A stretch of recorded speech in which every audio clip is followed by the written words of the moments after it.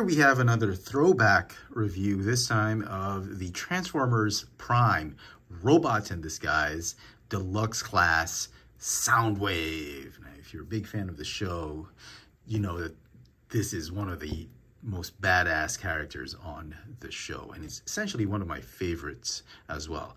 Now, I had already sold off my figure, and I actually reviewed this figure way back in 2012, I think, July of 2012 on the Chefatron channel, and I'd sold off this figure together with the rest of my Transformers Prime figures. And again, just like the Transformers Animated Voyager Optimus Prime, this figure I sold off with a lot of regret, lots of seller regrets for this figure. And luckily, my good buddy John, with his amazing Transformers collection, had extra copies of this figure, and he was kind enough to actually give me one.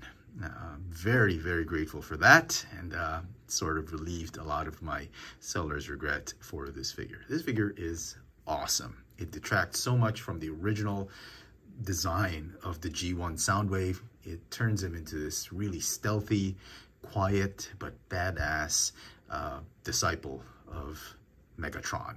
I cannot wait to show this figure off once again for you guys. Let's take a closer look at the details of this Transformers Prime Soundwave. So the figure stands head to toe about 14 centimeters tall, or about 5.5 inches tall. For comparisons with a few Soundwave figures I still have in my collection, we have the Studio Series Bumblebee Movie Voyager Class Soundwave. We've got the Netflix Voyager Class Earthrise Soundwave, as well as the Kingdom Core Class or Legacy Core Class Soundwave. And you can clearly see how much different. It's such a off-tangent design from the original G1 Soundwave, and I think that's what makes this Soundwave very special. And I think that's why a lot of fans have really grown to like this figure, because it detracts so much from the original Soundwave look and gives him a little bit more of an edge as a character. And here he is with some reacquired Transformers Prime figures. We've got first edition Optimus Prime and first edition RC. Here he is with some Legacy Prime Universe Autobots. We've got Bulkhead and RC. And finally, here he is with fellow Decepticons from the Legacy line Prime Universe. We've got Knockout and Skyquake. Now, the figure itself does not come with any weapons. Just like on the show, he never really had weapons. I mean, he could beat up other Transformers using his hands and his legs. What he did have on the show was he's got these tendrils. He's like Dr. Octopus tendrils that he'd use to interface and torture other Autobots. Unfortunately, this figure does not have that. However, there is a third-party company that has produced a Transformers Prime Soundwave that does have those accessories.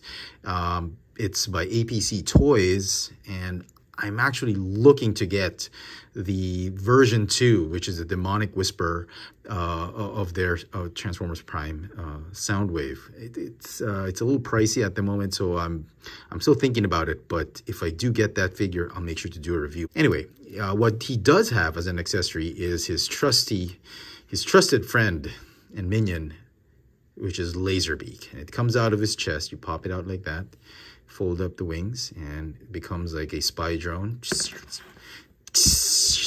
flies off like that, and you can peg it on his wrist or his forearm if you wanted to, just like on the show. You can hold Laserbeak on his hand just like that, but I think it's best if Laserbeak just snaps back onto his chest. It just completes his look.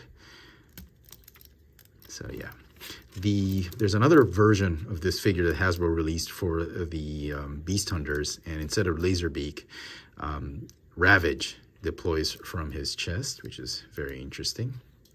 I don't think that ever happened on the show, but you know. Okay, details of the figure look absolutely gorgeous. You can see right here, fantastic head sculpt, beautifully painted, looks sort of like the one on the show, but because on the show the face just was like more of like a display than a face shield, so yeah, it's not as accurate, but it still looks great. I love the plastic that they used. The plastic on these older toys, I mean, they're good quality plastic, but they feel a little bit lighter than the current legacy and generations toys we have right now. So yeah, I was under the impression that, you know, it's been a while. It's been more than 10 years since these figures were released, and I was under the impression that they were actually a lot more solid than today's toys, but looking back at them now, they're actually very flimsy in terms of plastic quality. But nevertheless, they were still pretty solid, especially for toys back in the day. So paint apps, he's got some black highlights, some Energon pink highlights here and there. You got a really nice overall look to him. It's just a shame that the blue that they chose is a little too light, a little bit lighter than what he did look like on the show. So, okay, it's a good enough render. I'm actually pretty okay with it. So articulation, the figure's neck is on a spring-loaded hinge right here. That's one of the gimmicks. I don't know if it was called activators back in the day, but once you transformed into, from his alt mode to his robot mode, the head would just snap back up like that. So it was sort of like an activator's gimmick. The top of the neck is on a ball joint. You got a waist swivel. The arms are on incredible articulation. There is a swivel hinge right here for forward and backward motion. You've got another hinge right here because of transformation that allow you to move the arms in and out. And at the bicep, or I should say elbow, there is a ball joint, and underneath that ball joint is a swivel. And underneath that swivel is another hinge right here that allow you to do a tremendous amount of range of motion for this arm, this elbow. And then the forearm breaks right here in the middle, which gives you a little bit of in and out action, more of like a wrist action. So you can get him in just amazing poses, like he's thinking, or he's about to slice and dice, or he's just about to leap and just attack some of the Autobots. Just a great range of motion in terms of articulation because of all these hinges and ball joints on the arms. The legs, on the other hand, is a different story, where a lot of articulation happens with the arms. The legs, apparently, they don't have as much range of motion in terms of articulation. The hips are on ball joints, but they are severely hindered because of the way the legs have been molded. So you can do the splits just like that. It's under 90 degrees. You can move forward and backward. There is a thigh swivel, but again, severely hindered by all these kibble. There's a little bit of a hinge right here on the thigh because of transformation. And he's supposed to have a chicken leg, so there's a sort of like a double hinge on the knee, but it bends in the wrong direction. So it bends backwards this way and it bends backwards the other way. So yeah, that's really for the chicken leg. And then the feet, they can go up and down.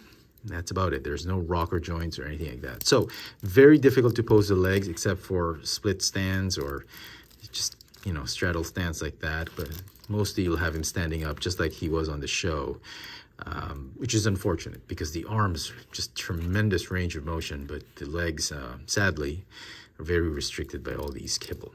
So transformation, I'm going to go ahead and straighten out the arms and just lock and tab everything in place. And you want to rotate the shoulders, rotate, and then you're just going to tab the arms like that.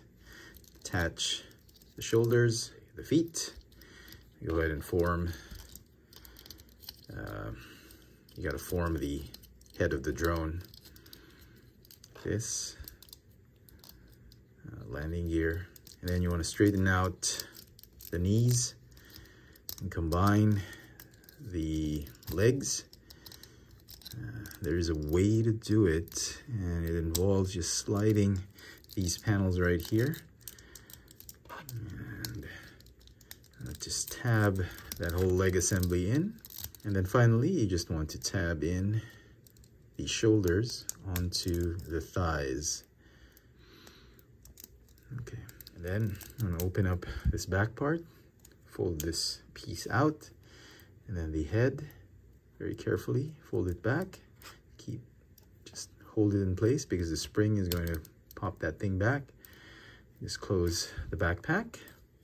There is Soundwave in his Raptor Drone alt mode.